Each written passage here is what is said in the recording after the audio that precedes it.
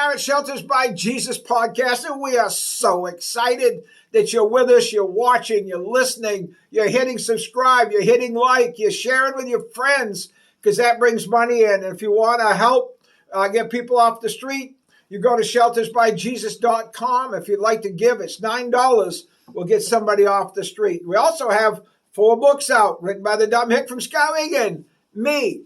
And they have 2 prices, $10 are free. And you put your name and address right there and tell if you want books 1, 2, 3, or 4, all of them.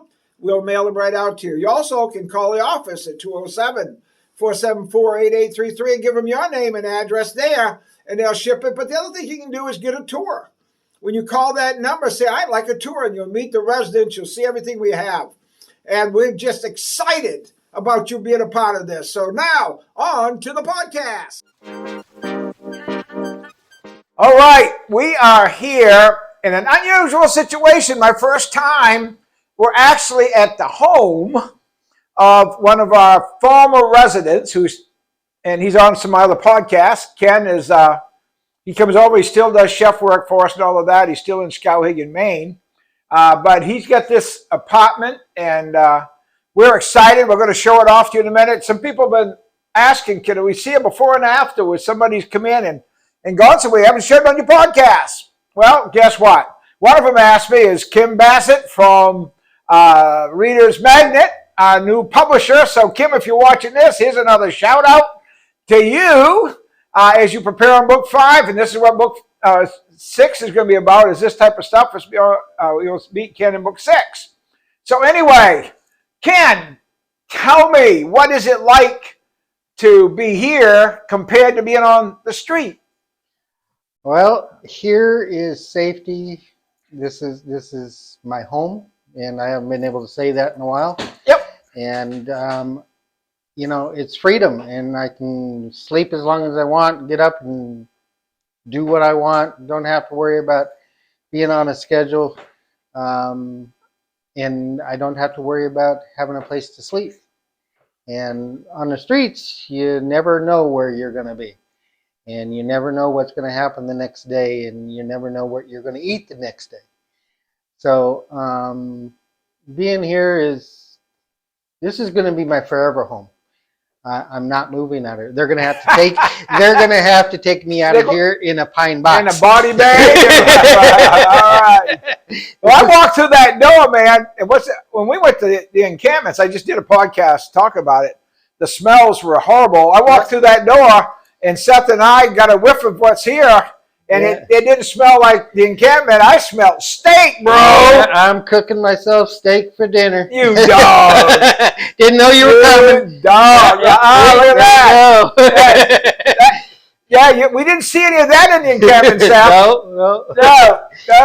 No, but it's been 2 years since I started out on the streets, and it took me 2 years to get to having my own place, having safety, having somewhere where I can call home, and I can come home every night and walk through the door and say, I'm home. And I can take off in the morning and know that when I want to come back, it's going to be here waiting for me. And nobody's going to ask you to, because our place is 24/7, but yep. The other shelters you're asked to leave in the daytime. Oh yeah. I did. Have you ever been in another shelter besides ours? The one in Augusta. It's Bread and Life Shelter. You can mainly, you get up in the morning, they ask you to leave by 8 o'clock. You can't come back until 5. They don't cook meals for you.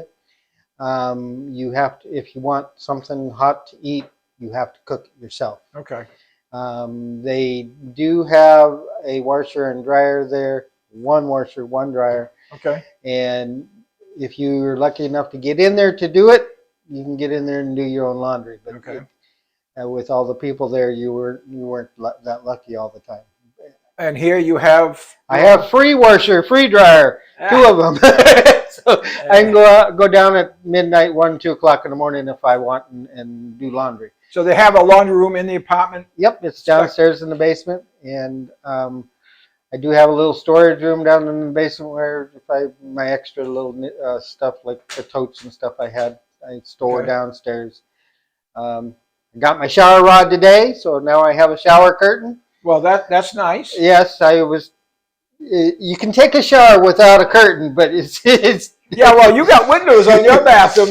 Yeah, I had to put up some some things I because see. I had some looky loos. Well, I figured these are probably temps. Oh yeah, they're temporary, but people stand out there and want to look in and see Well, what yeah. you got. And It's all right looking in as long as it ain't the bathroom window. When you yeah, take well, a shower. they did. Well, they'd go all the way out here in the field. It's next to you, and it's like, if you want to see it, then come on, I'll show you. What's that? Yeah, we're gonna in just a second we're gonna go around. We're gonna check this all Yep. out. I lost my train of thought. I had something I was going to ask you. Anyway, let's do that, and it'll come back to me. Okay. We're going to take a walk around. Our cameraman will do some B-roll, right? So, All right, we'll start. tell us what we're seeing. We're starting back here in the corner. You're starting in the corner.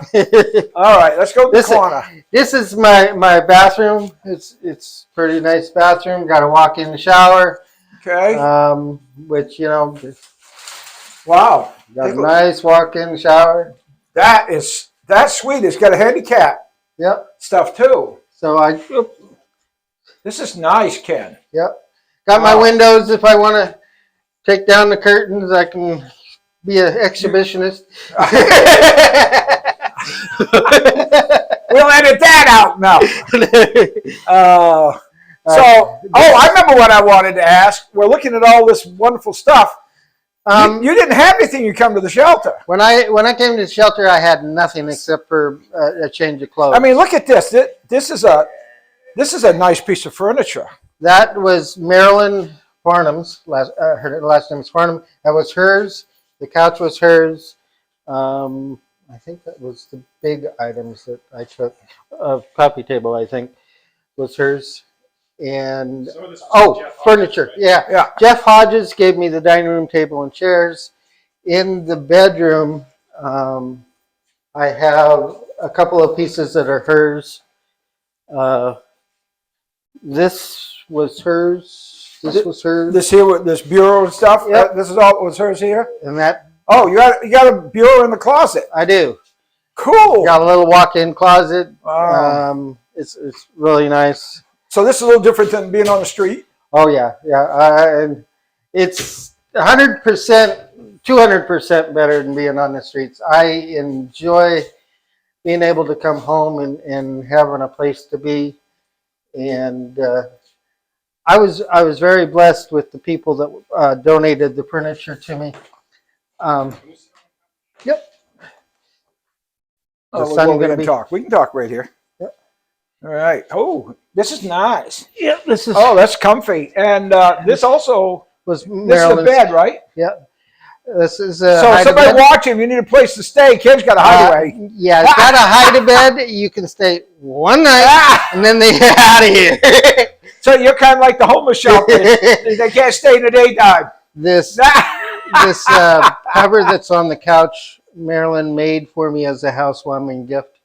The quilt? She made for me as a housewarming gift. And for those watching, if you don't know, if you saw some other podcasts, you would know. But if you haven't, Marilyn is one of our staff, and she runs a little thing where she's teaching at the shelter how to make quilts and sewing and so forth. So she made this for you. Yep, made it as a housewarming gift and gave it to me. And this is awesome. And the only place that I could think of was to have it front and center on her couch. And so yeah, she's got a special place in my heart. Her and I get along great. Yeah, she has just had her 79th birthday. Yep. She's on our staff, and boy, I tell you, she's a dynamo. And she helps. She is all over the place. She's everywhere. She's in the office. She's doing laundry. She helps you cook. Yep, she is. She's taken over today or yesterday and today.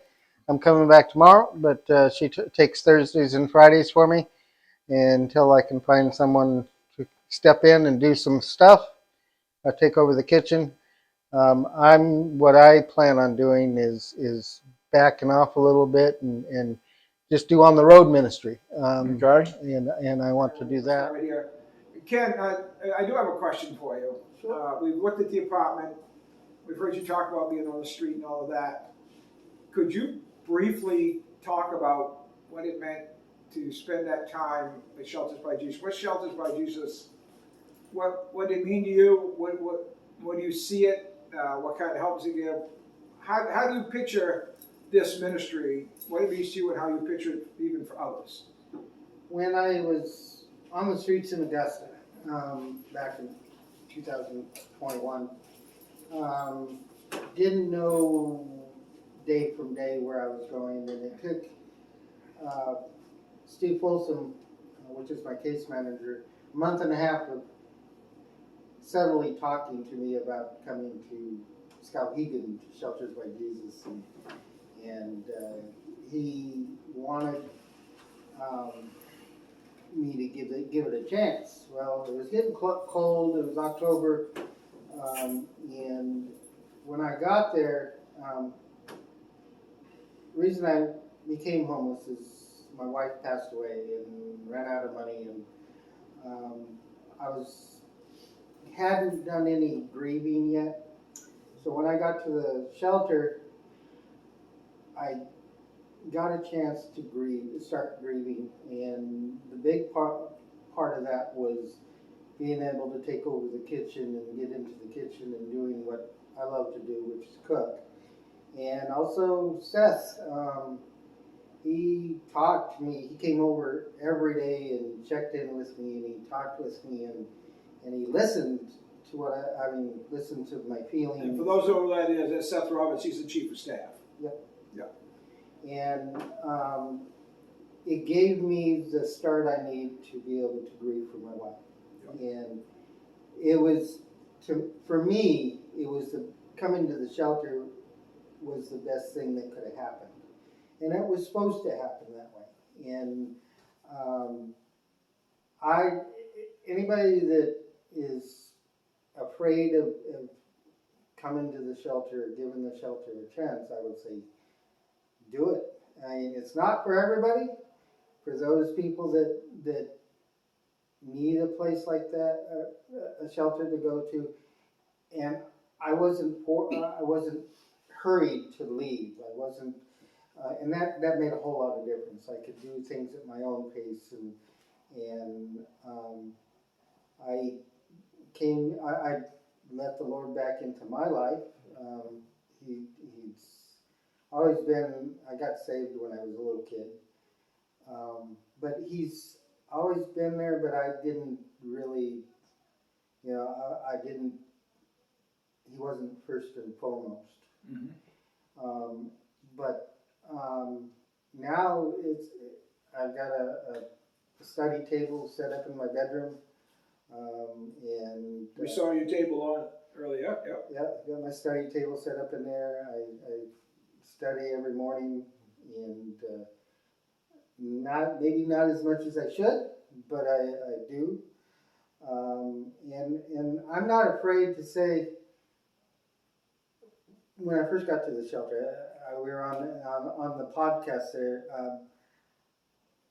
I had mentioned that I wasn't to the place where I could say, yeah, the Lord is in my life, and now I'll shout it from the rooftops, and He's why I'm here right now. I let Him in, I let Him lead, and I got out of my own way, and now I'm in a place where a lot of people would give the right arm for. Oh, those people we saw at the encampments. Yep. They would think that they would think this was heaven, let alone.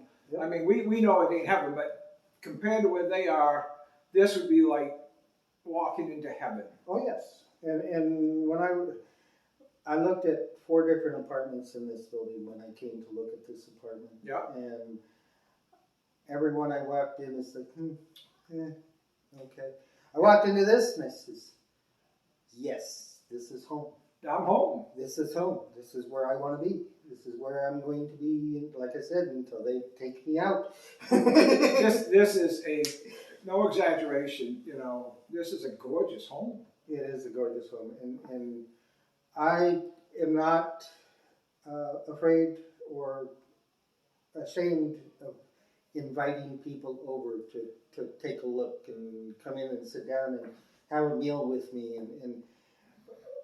There's nothing embarrassing about being in this apartment. no. I'll tell you that right now. No, it's You know, I don't care if you're homeless or not. A lot of people living in Skowhegan and rents. This would blow most of the rents away oh yeah, that and are in Skowhegan, going for megabucks. This is still about. if I had to pay the rent here for this apartment, you wouldn't believe what it is. Oh, It's $711 a month for this place, and that's because this is a rent control or government it's assisted. a government assisted. Yeah, Otherwise, It this would be apartment. 1,200 at least. Oh, you'd be lucky. You wouldn't get Easy, this for $1,200. Easily, yeah, Easy. easily. If 1,200 you did, at nothing the would very be least. included, for sure. Yeah. And yours is 700 and something. Everything is included, right? All the utilities included. The only thing I got to worry about is getting my internet and or pay for my Okay. phone. And So all the utilities everybody else pays are taken care of. Yep. I'm saying. I mean, the other things are optional. Those aren't. Well, we call them necessities because of how we live today, but those are not necessary for life. But all those other things, light, heat, that Oh, yeah. stuff, that is necessary for life here, especially in Maine. The heat. Oh yeah, and you know, I don't have to in here. I don't even have to sleep with a blanket. It's warm in here, and Yeah.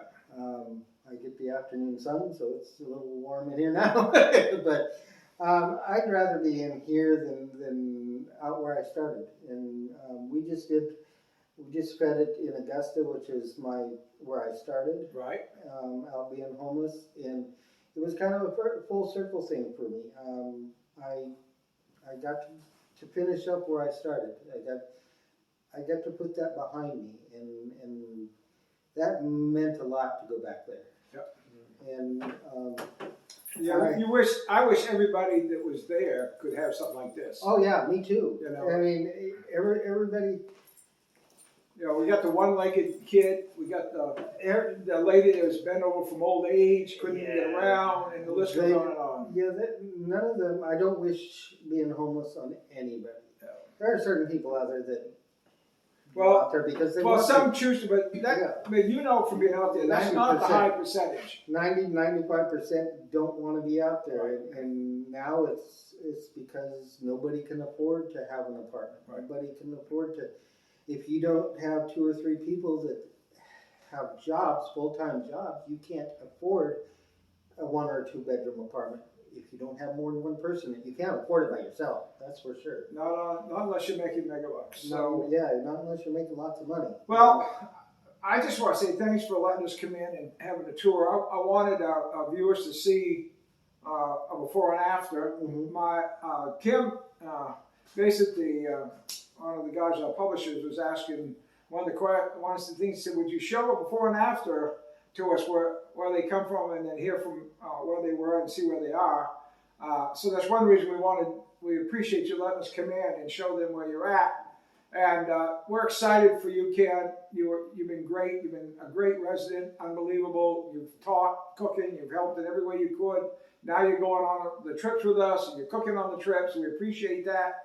I hope as you're watching this, you get an idea of how God is working through Shelters by Jesus. And I got one quick question to ask you. Would you say that this was a decent investment of the $9 a month people would pay to Shelters by Jesus? Oh yeah, I mean $9 is a small thing to pay, and it helps so much. One person so much. If you can get the person off the streets and give them a chance to get what I have here, Yep. give the $9. There you go. And it's $9. You go spend that on a Dunkin' Donuts coffee nowadays. Well, forget that, and the donuts, you got to throw another 50 cents. Well, I know, right? Well, thanks again, Ken. Not a problem. And thank you for watching. Thank you for being a part of this. Again, if you want tours or anything, give us a call at 207-474-8833. Come check us out. Go to sheltersbyjesus.com. I know our opener to this has all that on there. But now that we're closing this out, I just want to reiterate, check us out. And we so appreciate all of you.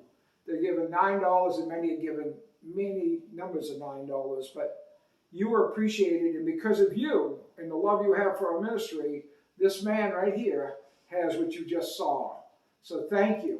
God bless you, and until the next time, you all come back.